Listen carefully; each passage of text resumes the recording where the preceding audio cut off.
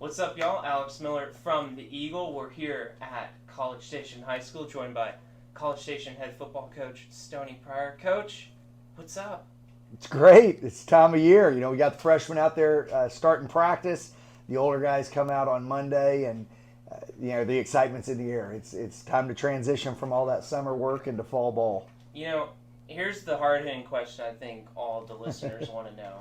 Do you keep the yellow polo and the hoodie in a special place that's like, it's tucked away and folded nicely? Absolutely. It's safely secured in my closet at home, away from any distractions or moths or anything like that.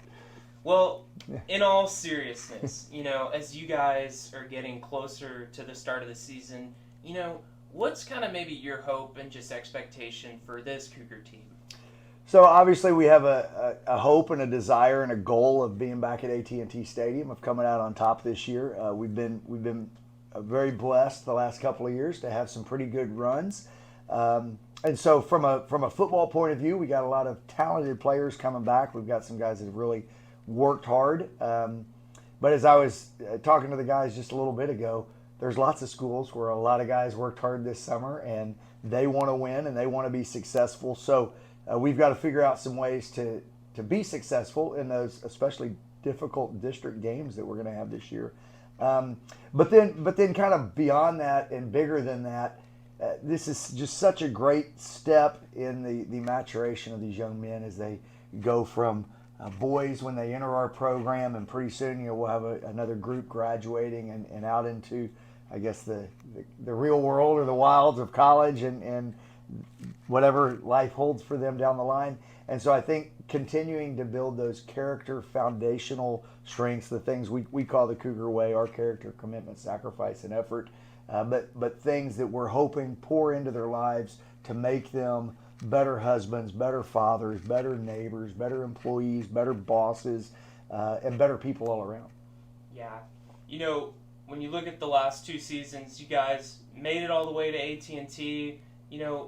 Not being able to get that gold trophy, though, has that motivated you guys throughout this offseason? Maybe try and hopefully, hey, third time's the charm, Yeah, possibly? absolutely, most definitely. And there's a little bit of risk, I think, of complacency in that, hey, we just show up and we'll end up at AT&T. And actually, when I said that to the seniors, they thought that was ridiculous, which I love. That they understand that it's got to be earned each week in and week out, and each season, and this is a different deal, and there's lots of teams that want to do that. But I think that having had a couple of long seasons back-to-back where our players understand the grind of starting in August and going till the end of December, of what a long season looks like, the physical and mental toll that takes on the player, and the things they have to overcome along the way, I think those are a lot of intangibles that really give our team an edge. Yeah. When you look at this team in particular, what gives you confidence that they have what it takes to possibly accomplish, going that far once again? Yeah, great. That's a great question.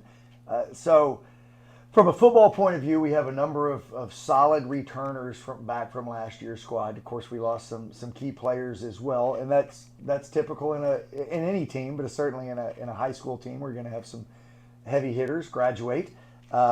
But the thing that I think is really good is the way that our younger players have basically bought in, and the older players have brought them into the work, into the camaraderie and the culture and the esprit de corps, I guess, of what we've got, so that they're very unified in what we're trying to accomplish. I think the foundation has been laid for what kind of work we want to do, how we're going to go about off season and summer work, and our kids do buy into that.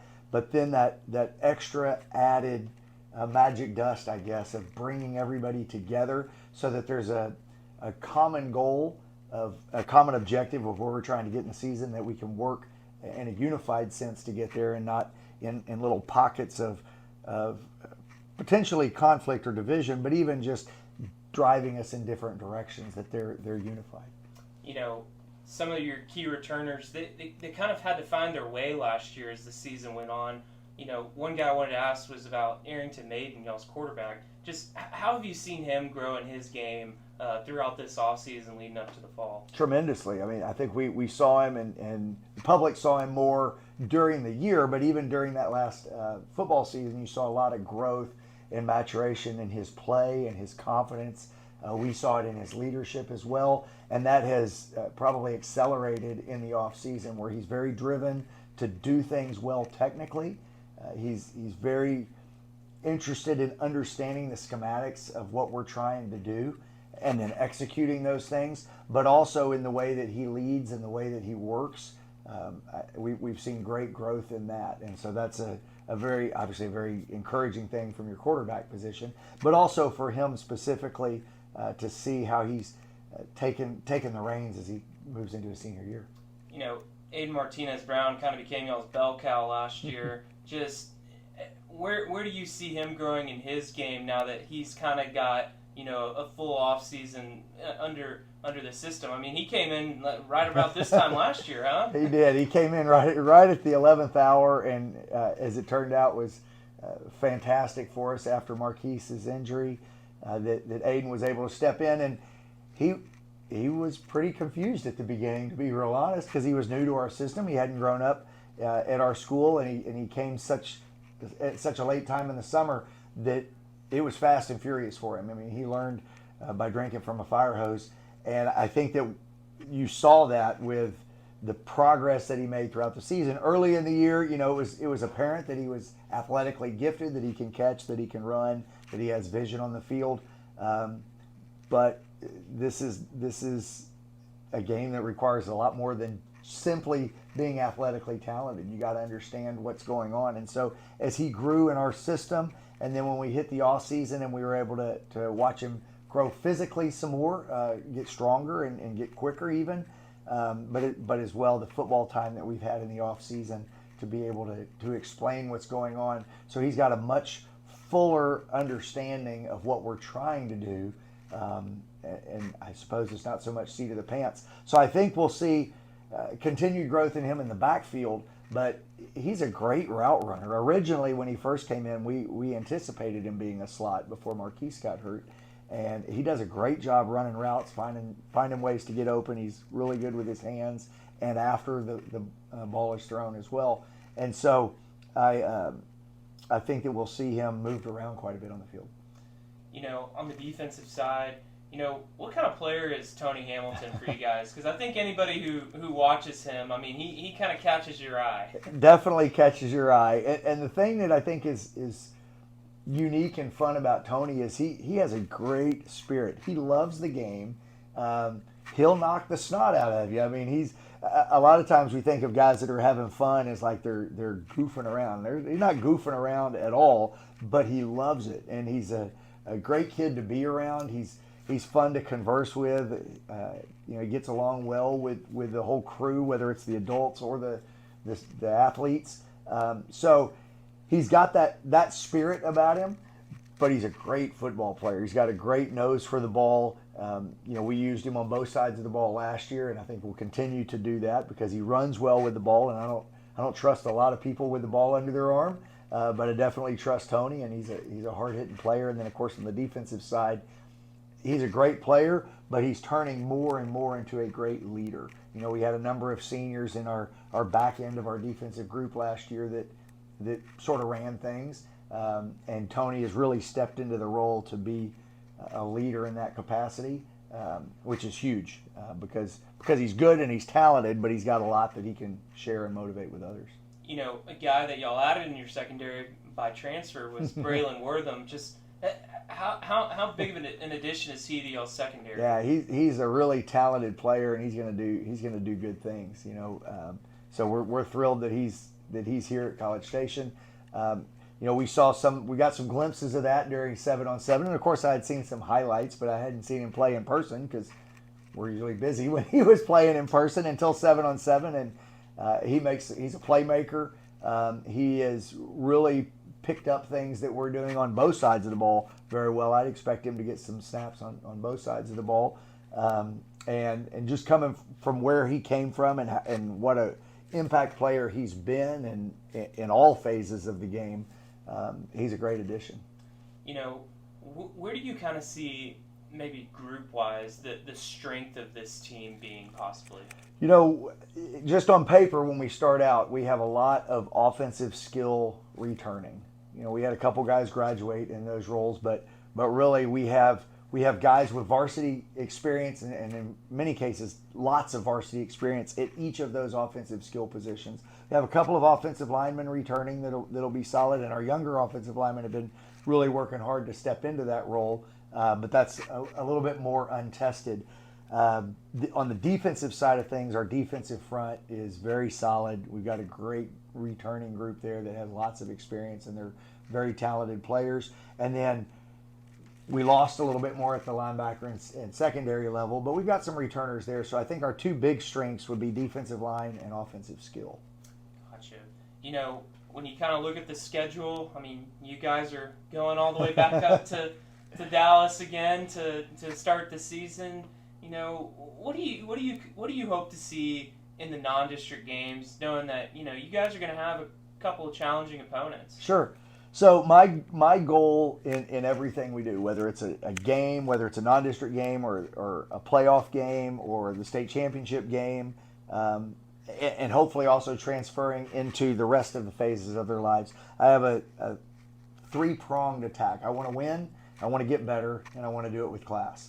And those things all are important, whatever it is that I'm doing. If I'm going out to play a game, I want to win the game.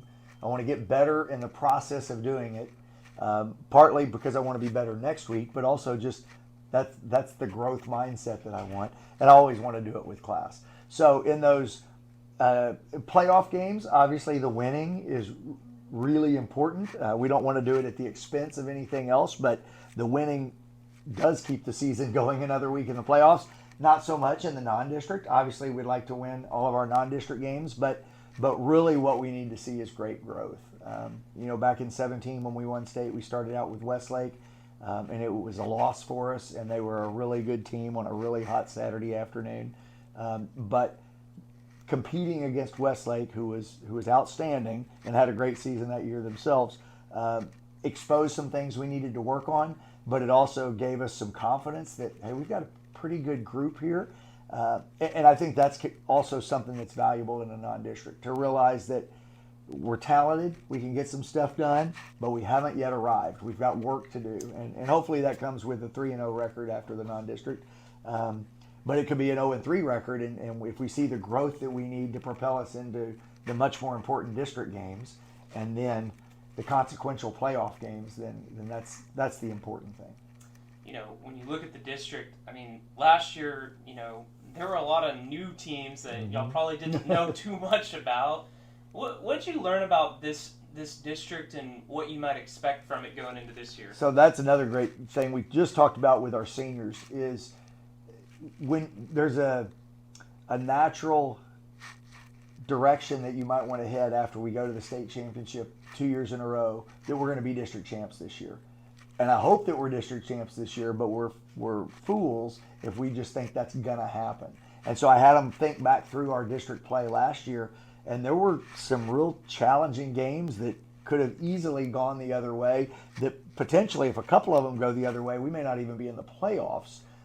And so I think that, and the guys definitely took that in stride and understand that. So I think that one thing we learned is our district is pretty tough. And if you don't show up to play, you're going to lose.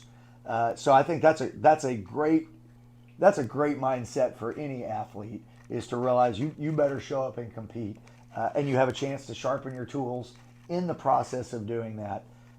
But being a different group of teams that we don't typically play, we played Georgetown some, we played Consol, of course, some, but mostly we haven't played these teams very many times.